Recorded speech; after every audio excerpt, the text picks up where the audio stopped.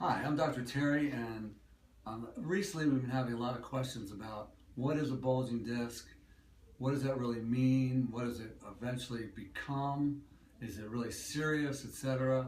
How do I get a bulging disc is another big question that we see. So let me just real briefly here in about 2 minutes explain how this process works. When we look at a vertebra, here we have the vertebra, and in between the vertebra, of course, we have the discs. Now, coming out from either side of the vertebra, we have the nerves. So the bigger the disc, the more opening the nerve has to come out, and the more freedom it has so that the nerve can't get pinched by the vertebra moving in an abnormal or normal position. So when the vertebrae go out of place, think of an Oreo cookie, if you will. For those of you who are hungry right now watching this, maybe you're on your lunch break. When you lose your cookie, so to speak, when the cookies get misaligned, what's going to happen to the cream-filled center? It starts to bulge. And as it bulges out, over time, what happens is that disc then can eventually rupture, which we'll talk about at a later date in one of our follow-up blogs here, probably next week.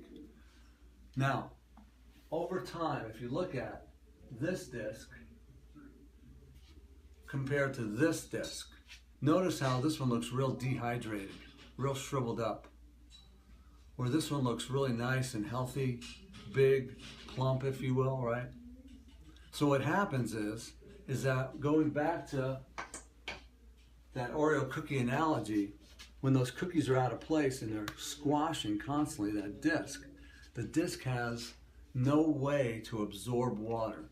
Think of a disc as like a sponge.